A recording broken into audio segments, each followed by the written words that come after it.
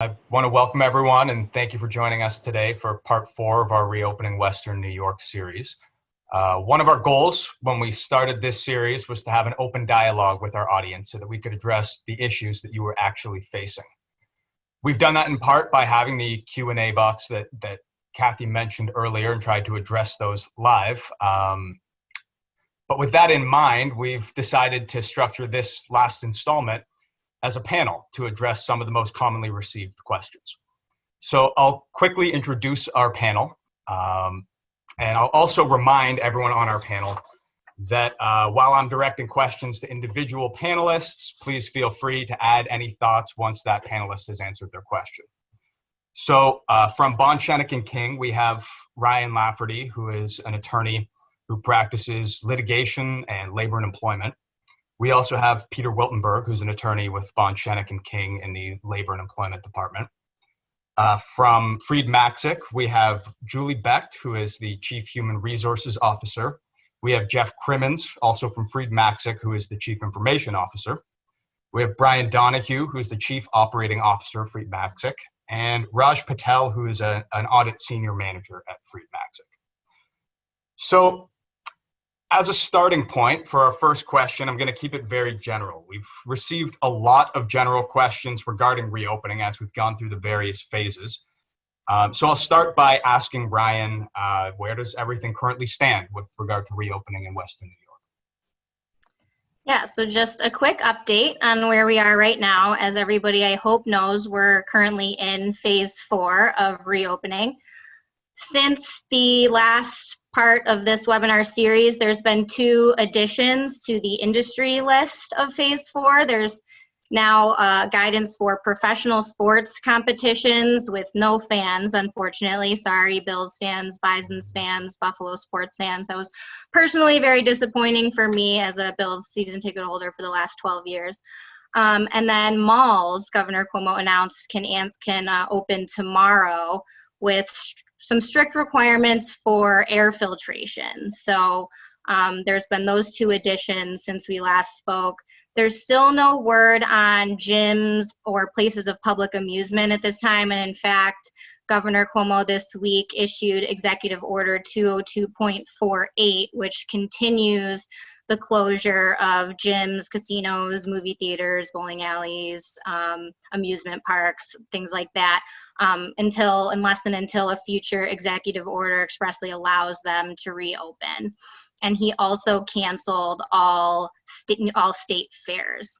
So we're in phase 4, but in the last 2 weeks, I think we've seen a significant pullback from the governor's office, I think in response to what's happening across the country. There's cases spiking in states all over, and I think particularly California is concerning the governor because California took some even more strict measures than New York did in locking things down and containing the spread, but they also reopened a lot faster than New York, and now they're spiking. So I think that's making the governor a little more cautious. So we've seen a pullback, and we've also seen more of a focus in the last couple of weeks on enforcement of these guidelines. So for example, there's now the travel restrictions, which came out the morning of our last part of the webinar series, in which we'll talk about in some detail today, and what businesses are facing and dealing with in terms of the travel restrictions.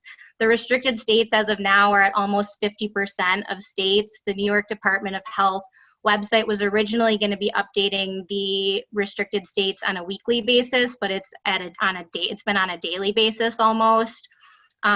And it seems like the governor is taking these travel restrictions very seriously. So there's penalties actually built into the travel restriction executive order for individuals who don't comply with the restrictions and the quarantine requirements.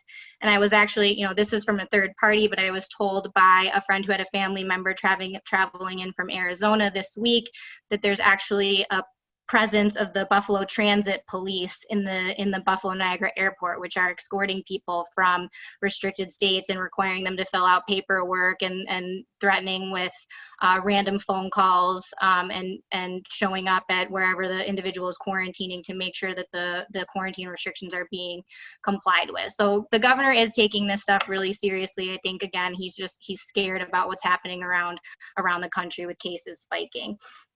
In addition, this week we had Executive Orders 202.47 and 48. I mentioned 48 earlier with the continuation of the closings of places of public amusement.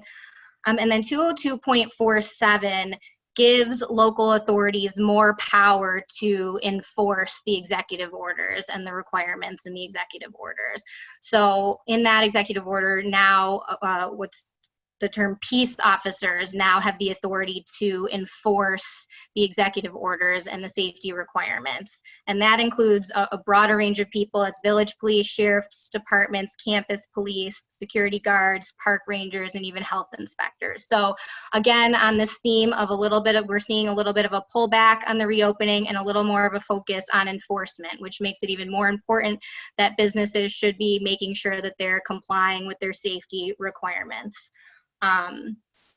Just one other thing I wanted to mention, the governor announced this week that schools, a decision should be made in the first week of August about whether or not schools are going to reopen in the fall. So that's something to really look out for. And if you are a business, start thinking about now, having a contingency plan in place in the event that schools don't open in the fall, and how you're going to, deal with your workforce that has children and may have issues coming into work, and may have childcare issues relating to if they don't open. So you'll want to watch out for that in the first week of August.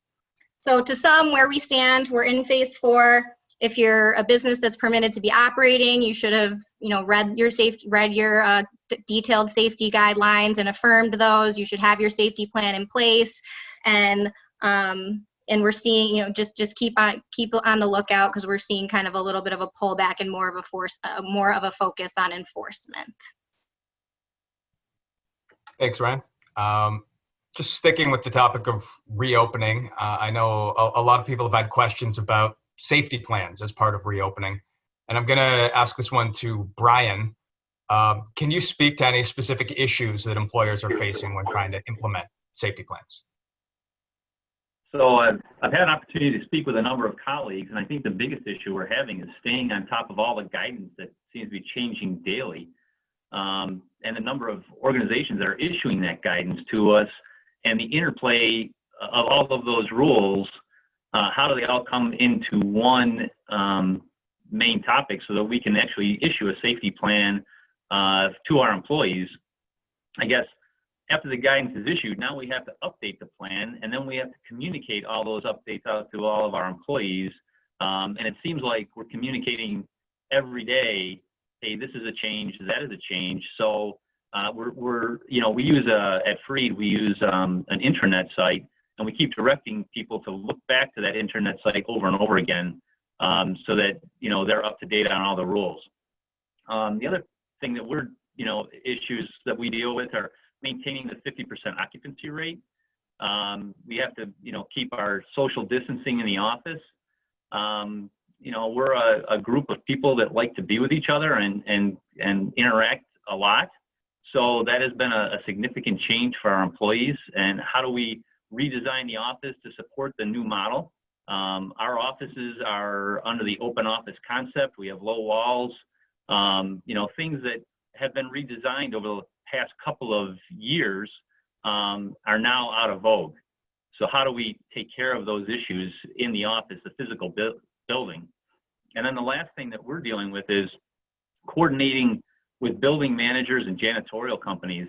As the rules change, we have to keep in touch with those people to make sure that we understand, how they're going to deal with the common spaces, how the cleaning is going to happen, what kind of cleaning protocol is going to be going through, just moving people throughout the office up to our office. How do we get from the first floor to the 9th floor in an elevator in a seamless process with a multi-tenant, multi-story building? And how do we coordinate that with all of the tenants that are in that building? I mean, I've reached out to a number of the other large tenants in the building, and we've kind of coordinated how we're going to bring people in. But, that is a challenge, I think, that all tenants in multi-story, multi-office buildings are facing. Jay? Yeah, thank you, Brian. That's helpful. I'm going to stick with something you kind of mentioned there along those guidelines, which is under the New York Forward guidelines, there are requirements and recommendations. I'm gonna turn back to Ryan. Can you speak to how do you reconcile the differences between the requirements and recommendations?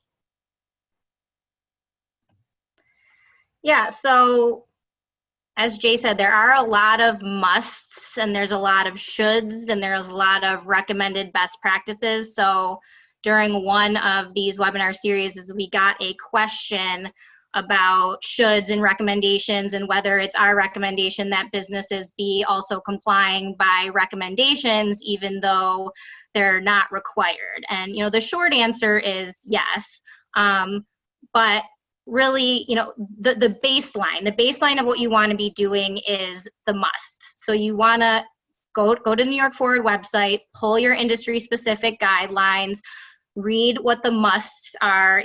It would be a best practice to create some type of checklist to make sure that you have all of the musts in place. And then once you have all of the musts in place, take a look at the additional recommendations and see what within those additional recommendations you can do within your business and within the limitations of your business to make sure that you're doing everything that you possibly can to make sure that you're ensuring that your business is a safe place for its patrons and its employees. The more you do, the better of a defense that you're going to have. In the last of these webinar series, we talked about some of the potential liability issues that businesses are facing with regard to these safety guidelines and reopening. And so the more that you're doing and the more the documentation that you have of what you're doing to keep your workplace safe, the better defense you're going to have if there is some type of claim later that somebody became infected from your workplace. So really you should just be, you have to be doing the musts, but above and beyond the musts, you should be implementing whatever recommended practices you can within your business restraints to, ensure that you have the best possible defense in case there's a claim later. And I don't know if anyone else if Brian or anyone from Freeze wants to speak to some of the above and beyond things that you guys are doing, beyond the musts. But otherwise, that's about it that I have for that question.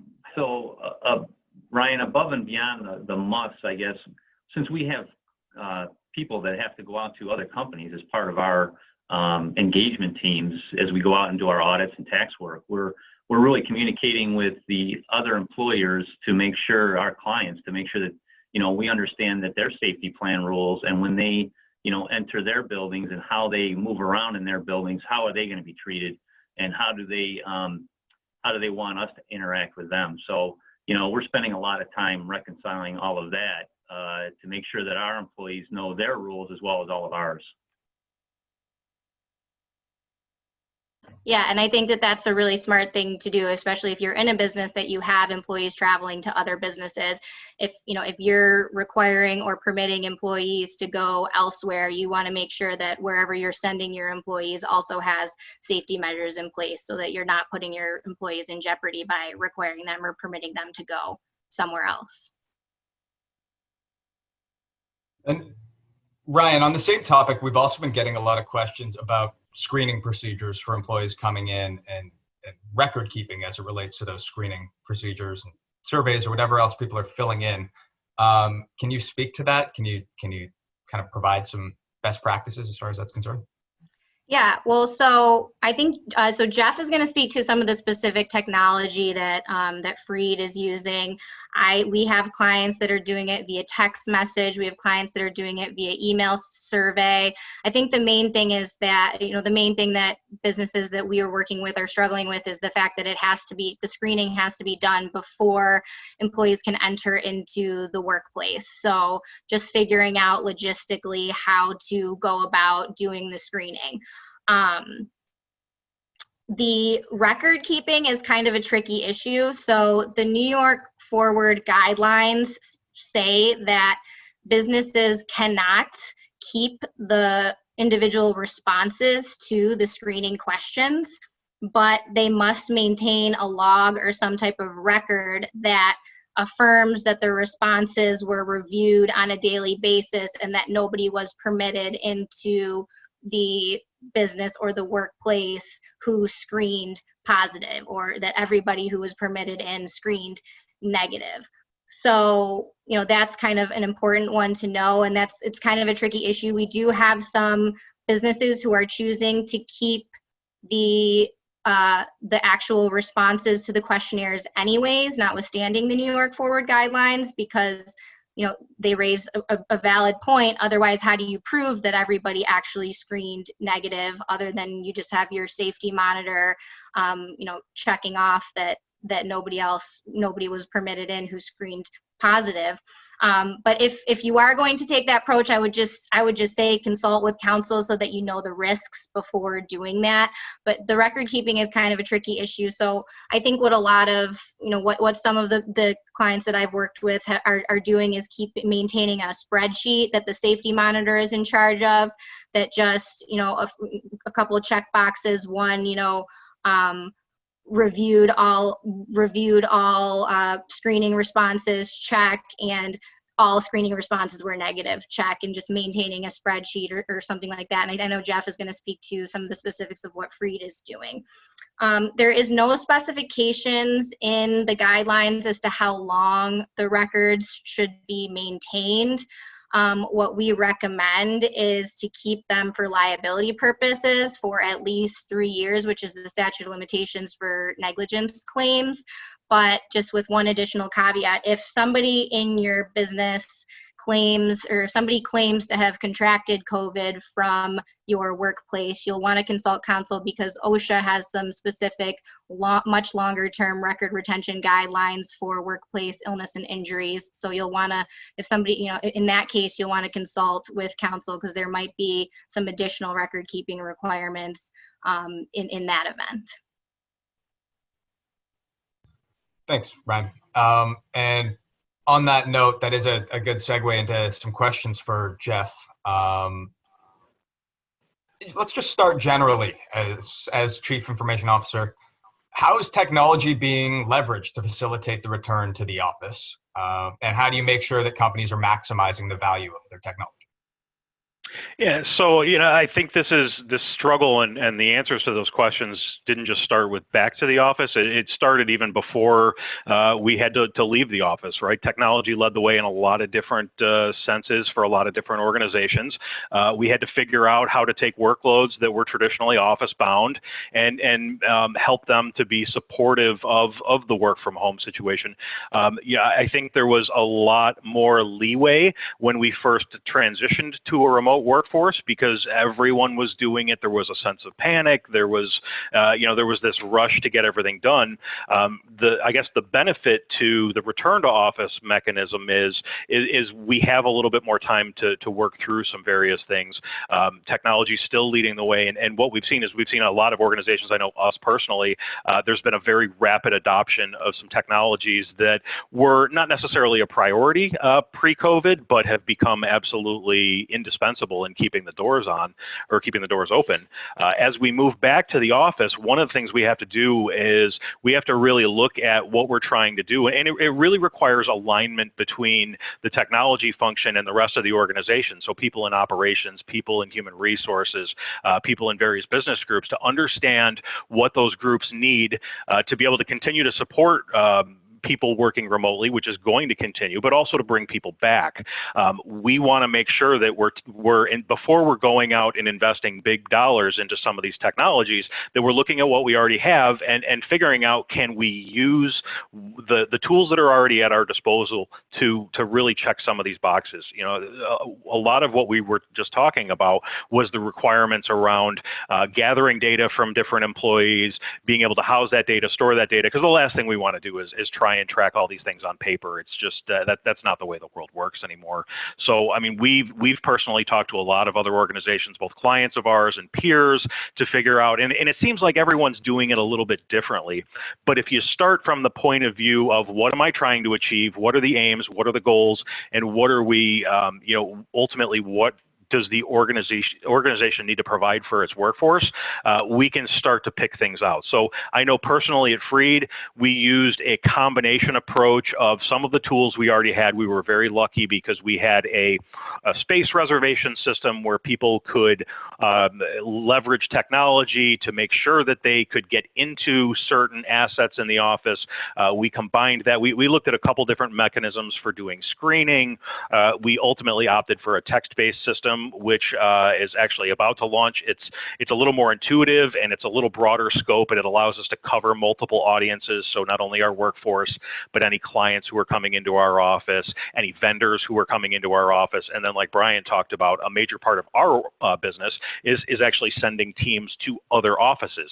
So, we had the added burden of not only having to secure our office, but having to make sure that our workforce was secure when they went to other organizations' offices. So, we're a good industry because we have to follow a lot of different rules, but we also get a lot of broad exposure. So, being able to start with a clear picture of what we're trying to accomplish, which in the current climate hasn't been easy, has been invaluable for us.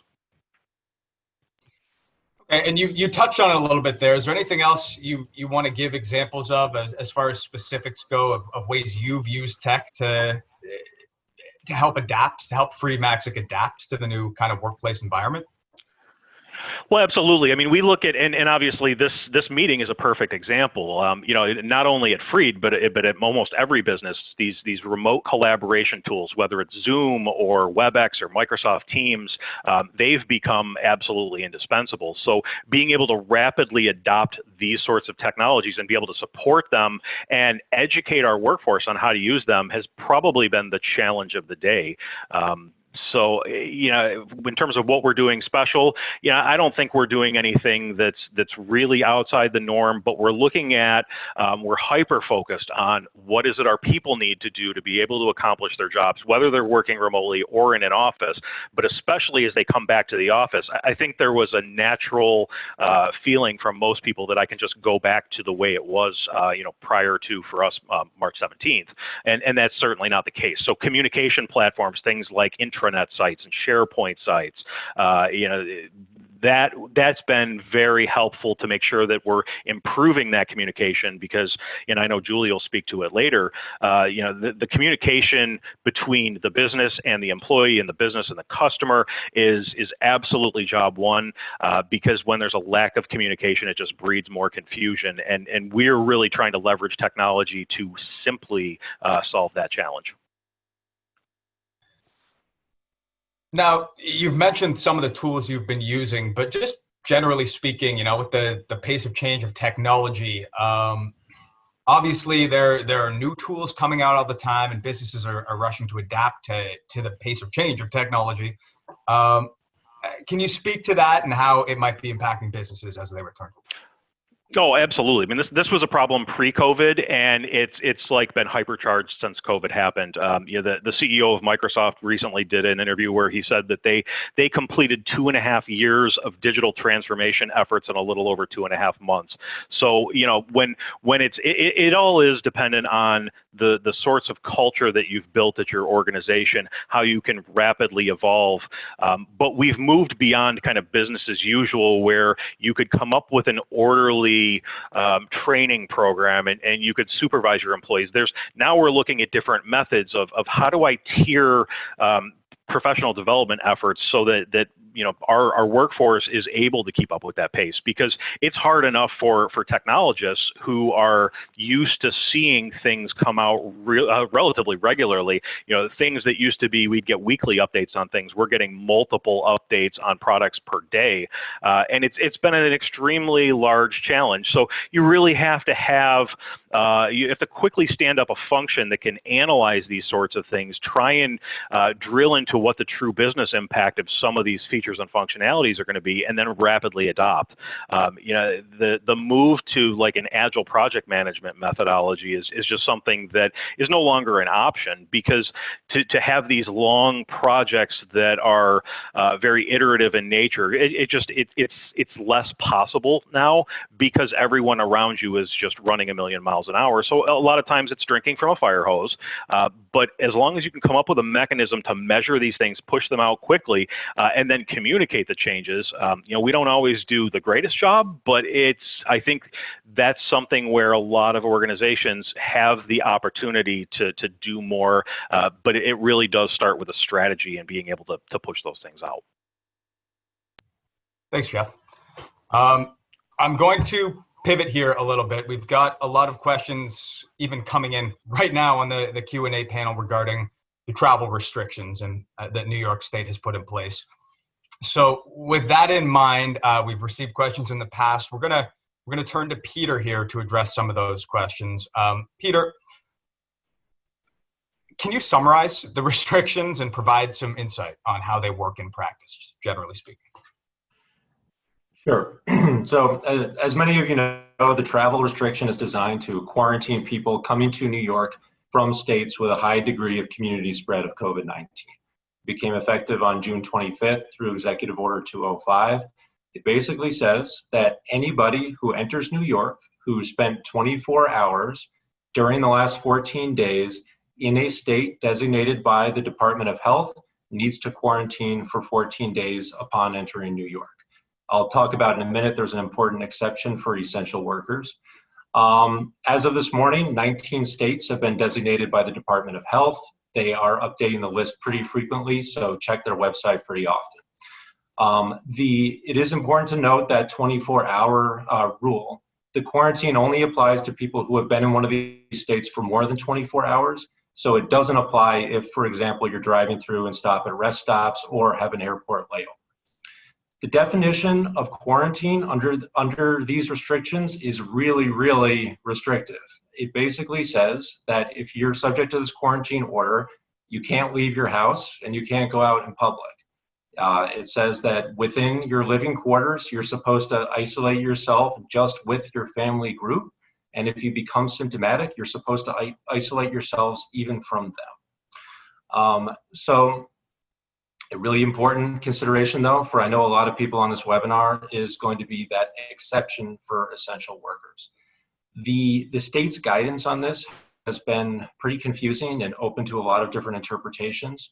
But based on our best understanding, I'll try to start with what I think is going to be the most common example of an essential worker coming back, and that is, or how the rules apply, and that's to essential workers who are going to be in New York State for more than 36 hours.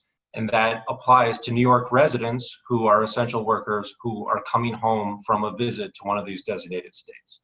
So first of all, the definition of essential worker under these rules is anybody who is employed by an essential business as designated by Empire State Development. So those essential workers who are coming back to New York, who are going to be here for more than 36 hours, should get a COVID test within 24 hours, and then do each of the following things for 14 days.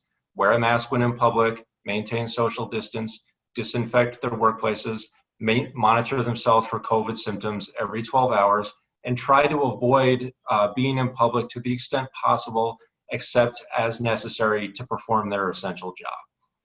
The rules are a little bit different for workers who are going to be coming to New York and staying for a shorter period of time. The state has identified what it calls short or medium term stays. Those cover a range of up to 36 hours.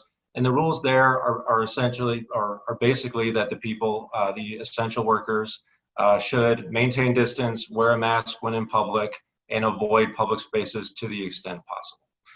There are two other groups of essential workers who are subject to slightly different sets of rules, and those are pretty detailed. So if either of these apply to anybody on the webinar, I would encourage them to really check those rules carefully and consult perhaps with counsel.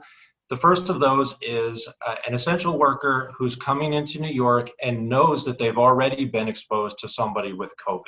If that's the case, that essential worker can only return to work under existing guidelines that were published by the Department of Health on May 31st. The other important kind of subset of the essential worker exception are healthcare workers who were in a designated state to perform their essential work. When one of those people is returning to New York, they don't necessarily have to quarantine, but they are subject to a different set of rules that is relatively detailed. So as I said, if you think that applies to you, definitely check those out pretty closely. An important thing to note is that, first of all, if an essential worker who comes home and takes a test tests positive, that person certainly needs to quarantine and would again be subject to the existing rules for return to work, which were published on May 31st. But the state has also clarified that if you come home and test negative, that does not exempt you from the quarantine rules or the essential worker rules. And then last kind of general point I would touch on is enforcement. As Ryan mentioned, the state said there are going to be penalties for this. The executive order says that if you violate a quarantine order, you can be subject to a civil penalty of up to $10,000. They've expanded that to say that in some of their frequently asked questions, they said that you can also be subject to imprisonment for up to 15 days, and both of those are under the public health law. Thanks, Peter. I'm going to continue this and turn to Brian here once again. Brian, what are some of the specific concerns that employers have regarding these restrictions, and how have you seen those issues best handled? I guess the first concern that we have is what new states are going to be added without our knowledge right now. We have teams all over, New York, but also, in the country. So if we send a team out, say to Kentucky, are they going to be on the restricted list when they return after they've done their job there? And that kind of puts a scheduling crimp on us if we have to have these people now working from home in a remote location, and we were expecting them to go out to a different job site when they returned. So I think, if we had a crystal ball, we could judge whether we want to send these people out to these different states while they're, before they get on the restricted list. I guess the other major concern is, how do we keep our people safe when they are traveling about? They are passing through these states, and I understand that there's an exemption for less than 24 hours, but, if you have a layover of 3 or 4 hours in North Carolina, how do you handle that situation, even though New York State is saying, you don't have to quarantine? Do we have a different restriction we want to put on? So I think those are kind of questions that are, swirling in the back of all employers' minds to say, how do we handle this when our employees return from out of state, and what do we do when they get back here? The other thing that, we're always trying to do is we're looking up the guidance in those states that we're sending our employees to, so that we can reconcile it with New York State guidance and give them some perspective of what to expect when they get there. What those rules are, everybody has a different flavor. We use phase 1, 2, 3, and 4. Some are using red, green, blue, and pink. So, we need to tell our employees as they're traveling what to expect when they get there. And I guess the big question that we're getting is personal travel. I've got a vacation planned for Florida. What's going to happen when I return? What do I have to do? Does the firm allow me to go? Do they not allow me to go? I mean, right now our guidance to them is, go, have a good time, but you have to follow all the rules and regulations imposed by New York State. So let's make sure the scheduling people know. Let's make sure HR knows that, when you come back, you're going to be under a 14-day quarantine, according to the New York State rules. So those are the things that, we're dealing with on a daily basis as questions flood our emails coming in. It's an interesting point you're bringing up there. And Peter, I'm going to ask you to speak to pretty much the same issue there and get your perspective on it as well, as far as what are the best practices when you're dealing with employees who have already, say, violated these travel restrictions or have plans to violate the travel restrictions? Well, there really are a number of different considerations. First of all, what to tell employees before they go. It's going to be pretty specific on what the circumstances are. We certainly recommend making sure that your employees are fully aware of what restrictions exist and what rules might apply to them based on what their circumstances are. A lot of our clients have been asking us whether it's permissible to flat out try to prohibit an employee from taking a personal vacation to one of these states. And there's no real clear answer on that. That's a difficult question. It certainly runs the risk of infringing on an employee's rights, which exists elsewhere in the law, to conduct lawful activities outside of work. Other than that, I mean, in some instances, employers have the ability to approve or disapprove employee vacation, but that's certainly very dependent on a number of things, like whether there's a collective bargaining agreement or what the existing employment policies are. So certainly be very careful there and make sure you review all of those policies before even considering something like that.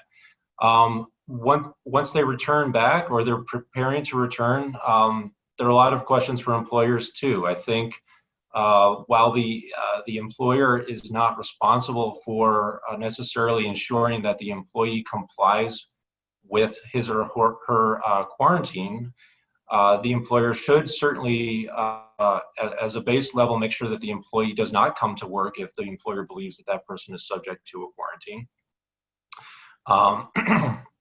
And the other important question really is what potential leave could apply to these employees and whether or not they need to be paid.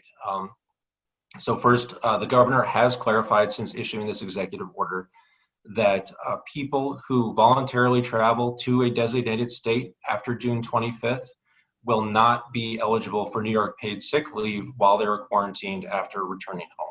There's an exception for people who are sent to a designated state for the purposes of their employment. Still leaves open the question as to whether those employees who do have to quarantine are eligible for paid sick leave under the federal Families First Coronavirus Response Act. And while that's still an open question, in some cases, most likely they will be eligible for paid sick leave for that 2-week period. After that, if neither of those sick leave laws is eligible or applies to the employee, in some circumstances, the employee might be able to use paid time off that's been accrued during the quarantine period, or if none is available, it probably it can be an unpaid leave during the quarantine period.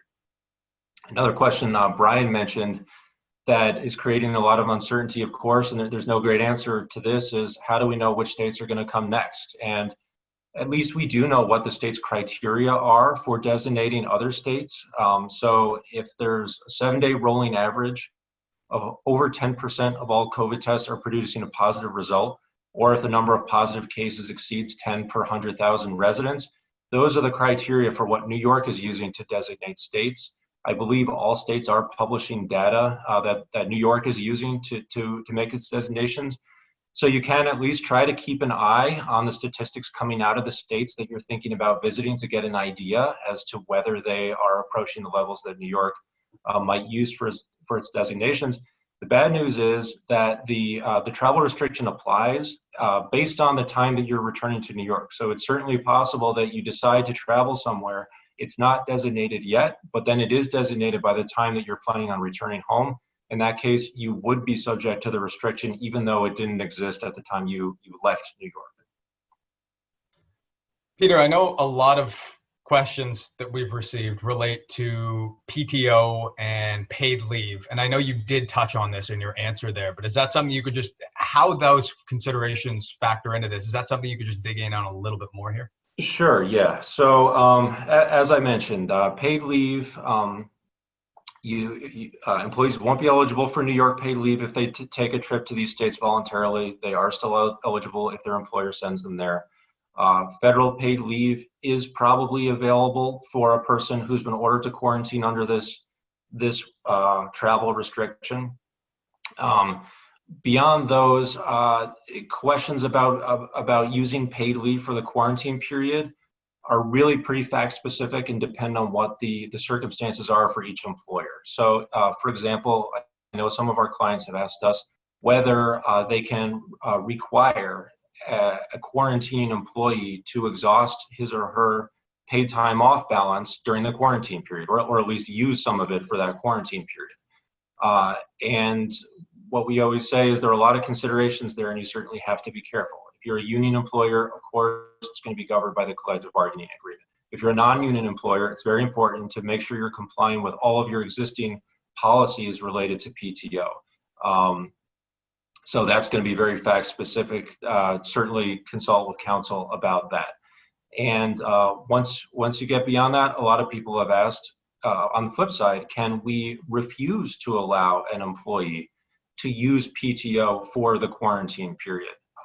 If, for example, if somebody just returned from a 2-week vacation and the employer would rather not have to pay them for 2 more weeks.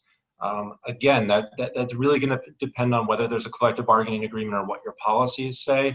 Certainly be very careful about that. It's going to probably depend on what your policies are for having to do with being able to approve vacation time in advance.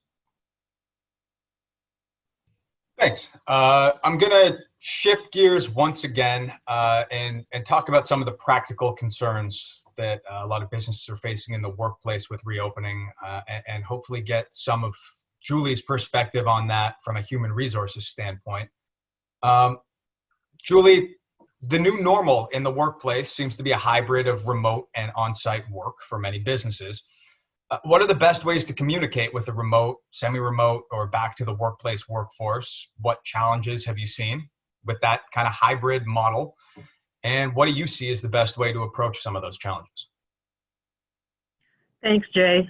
I hope everyone can hear me. I think my video may be a little choppy, but I can speak for what we've done at Freed Maxick that has been successful for us. And, this is the 4th in the series of the webinars. I've sat in on all of them, and we've talked about legal aspects and logistics and technology, but we haven't really covered our greatest asset, which is our people. I can say that good human resources departments are having a moment right now. It's more critical than ever to stay close to your people, whether they are remote or back in the office. And of course, there's a variety of ways to do that. Throughout this pandemic, I think I've been surprised, even though I've been with Freed for 20 years, at what people were thinking. I thought I had a good feel on it, and at times I didn't. So we've surveyed our people regularly. We've asked them for their candid responses about returning to the office and what some of their concerns might be. What are some of their concerns about staying remote? And we've been able to address those survey responses. The HR team, our career coach, our performance advisors, and our engagement teams have also reached out to people very directly and personally, and not just by email. So I can tell you from personal experience that a non-work related phone call just to touch base with someone and ask how they are and how their families are goes a long way. The conversation just tends to flow from that. A lot of people are living alone or feeling lonely and feeling separated from loved ones and coworkers, and a personal touch can really be meaningful. Another thing we've done is we've created a separate email address at Freed Maxick for those with re-entry questions, and it's just quite simply re-entry questions at Freed Maxick, and anyone can submit any questions or concerns in a no judgment zone to me. Those questions come to me and I provide an answer, reach out to our back to the office task force if I can't answer them, and we're able to get back to that individual within a couple hours with the answer that they need. And sometimes people are reluctant to answer questions or ask questions in an open forum, but providing this email address has been successful for us. We've created phone trees for announcements and important information where we've had our directors communicate directly with our management group, which has certainly validated the management group and how important they are to us, and has given us additional insight into what people are thinking. Phone trees were calls of, maybe 5 or 6 individuals with a director, and again, open forum to be able to speak clearly and candidly. We have weekly addresses from our managing partner. We still have newsletters that go out sharing good news about new babies and new CPAs in the house, just sharing good news. We're currently working on an employee mental health week that will be done virtually with something different done at noon every day, whether that'll be something about yoga and meditation or homeschooling tips or whatever that might be. We've created a COVID-19 page on our firm intranet that has an abundance of videos. There's a weekly challenge where we might ask someone to share their favorite memory from summers as a child, or to add a caption to a funny photo. So we've done a lot of different things. We've created a flex time policy in addition to the one we already have, where people can move their hours around during the day as it suits them. If they're early risers, they can log on at 6 and log off at 12 to have lunch with their families and then log back on later. So we really exhausted every idea we could possibly think of, and we continue to do that and ask our staff for new ideas. But I guess my takeaway from all of this is, if you think you're communicating frequently enough, you should probably double that, and that's probably still not enough. Because people respond in different ways. Not everyone replies to an email or understands an email, so you might need to follow that up with a phone call, or something different. So there just can't be enough communication, and it has to be clear, direct, and transparent. Okay, and in facing these challenges, some of the points that you just brought up there, what's your belief? What do you believe that businesses should really be focused on as their goal? Because, I've heard the saying uncharted waters more times than I care to count, but it's absolutely true. And I think the key to being a successful employer with your people and having your people feel valued and having them feel heard and appreciated is to stay flexible as we move through this. Obviously, when we sent our workforce home in March, we had no idea that most of us would still be home in July. So you have to be flexible to not only just the daily legislation changes and directives from our governor, but just people's circumstances are changing. People are still going through hardships. They're still having family illnesses. They're still having a lot going on in their personal lives. So someone who said last week that they were ready to return to the office, that may have changed this week. So I think it's key to just keep it flexible, stay in touch with your people, honor their requests, and keep the open dialogue going. Thanks, Julie. And I will, of course, leave it open if anyone else on the panel would like to address this. And I will also note that our panelists have been addressing in text the Q&A panel as questions come in there too. I note that we are getting a little tight on time. If anyone would like to speak to any of the practical HR concerns, please do so. And given that we are short on time, I'm going to pivot once again because another thing that I did want to address here. Sorry, Ryan, were you about to say something? No? No, it wasn't that important. You can... Well, okay. With that in mind, I'm going to pivot once again because I did want to address the questions we've been receiving about the PPP program. And there have been a lot of questions. So I'm going to turn to Raj here to address some of the most common things we've been hearing. Raj, businesses who have utilized the program are now dealing with the reality of accounting for their loans and how those loans have been used, particularly as they begin to apply for forgiveness of those loans. So with that in mind, what are some of the acceptable or even preferred accounting methods when it comes to the PPP loans? Yep. Thanks, Jay. And before I get into the accounting treatment, it's worth noting that the president just signed a bill last week to extend the approval date for PPP loans from June 30th, 2020 to August 8th, 2020. So there's still time to apply for those organizations who haven't done so yet. Now regarding the accounting treatment, actually last month, the EICPA developed a technical question and answer regarding how to account for a forgivable loan received under the SBA PPP. Really, they stated 3 different methods. All of these are for non-governmental entities. Option 1 is for both profit and not-for-profit organizations. This one's pretty simple. You just record the loan proceeds as a liability and you accrue 1% interest. You leave the proceeds as a liability until either the loan is partly or wholly forgiven or the debtor pays off the loan in full. And then once the loan is forgiven, the organization will record a gain on extinguishment. The second option is for profit entities only. These organizations can alternately treat the loan proceeds as a grant, and so they would record the loan proceeds as deferred revenue until there is reasonable assurance that any condition of the loan would be met. The organization would record earnings on a systematic basis over the periods in which the organization recognizes expenses that are covered by the PPP loan. And as a refresher, at least 60% of these expenses must be payroll related. Then option 3, the last option, this is for not-for-profit entities only. Not-for-profit organizations have the option to record the loan proceeds as a conditional contribution if loan forgiveness criteria are expected to be met. So those, Jay, are the 3 options that the ACPA has talked about thus far. Another common question is how the forgiveness reduction calculation plays into things here. I know people have a lot of different questions regarding, full-time equivalent employees, how that factors into things, part-time equivalency. Can you tell us a little bit about how that calculation works?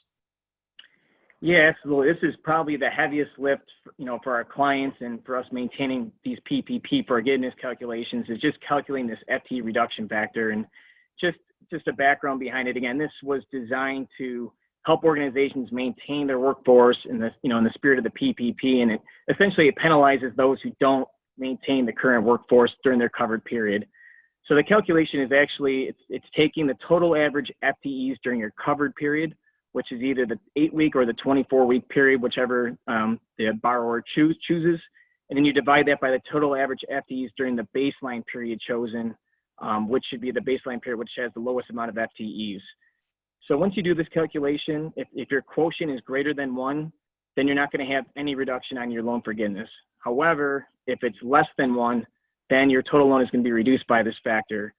That being said, there are 2 exceptions to this FTE reduction factor, which are called the FTE reduction safe harbors. The first one states, if you're able to, in good faith, document that you're unable to operate between February 15th, 2020 to the end of the loan covered period at the same level of business activity before February 15, 2020 due to compliance with COVID-19 requirements, then you're automatically, this reduction does not apply, and it's as if you maintained a full workforce the whole way, so there's no penalty.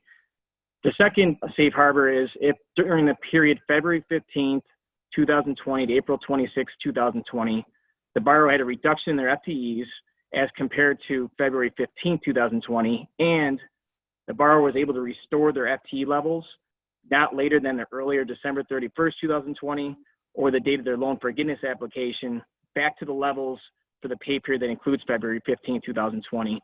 So essentially, originally this was actually through June 30th, and again, this was extended through December 31st, 2020. So we'll talk a little bit more about that, Jay, in a little bit. But to summarize, getting more into the calculations, what every borrower should be doing is they should at least be calculating their FTEs for at least 3 different payroll periods and up to 6 if they're trying to qualify for the second safe harbor. And the 3 payroll periods that every organization should be calculating average FTEs are for the 2 baseline periods, which are February 15, 2019 through June 30th, 2019, and January 1st, 2020 through February 29th, 2020. And then the third time period is the average FTEs during their covered period, whether it's the 8-week period or the 24-week period. A lot of dates being thrown at you, but a lot of these are actually in the instructions. So, but again, after you calculate this calculation, again, if your FTE reduction quotient is 1 or greater, you can stop. But again, if it's lower than 1 and you don't meet that first safe harbor criteria, then you need to calculate the FTEs for 3 more periods to see if you qualify for the second safe harbor. And these time periods are the total FTEs for the payroll that includes February 15, 2020, the average FTEs from the period February 15, 2020 to April 26, 2020, and then the total FTEs at the time the loan forgiveness application is mailed in or December 31st, 2020. So that's kind of it in a nutshell, Jay. There's a lot more to it, but I do know this is a very time-consuming task, and borrowers should be looking at this sooner rather than later. And Raj, you talk about the FTE quotient a lot, and FTE or full-time employee, obviously. When it comes to calculating full-time employees, how does that work with regards to furloughed employees where perhaps there's an intent to rehire? Yeah, it's a really good question. It's a really popular question we get as organizations are deciding if they want to furlough employees and how it's going to affect their loan forgiveness calculation. So it really depends on that employee reduction factor that I just kind of walked through the steps and how to calculate that. If you're furloughing your employees because if you're furloughing your employees and this causes you to have an employee reduction factor less than 1, and you don't meet either safe harbor, then yes, it's going to have a negative impact on your loan forgiveness calculation. However, it is possible that you can furlough employees now, and if you bring back your total headcount before December 31st, 2020, and you meet the rules outlined by the second safe harbor, then it would not have an impact on your loan forgiveness calculation. So something that you just got to continuously monitor and see what's realistic for your organization.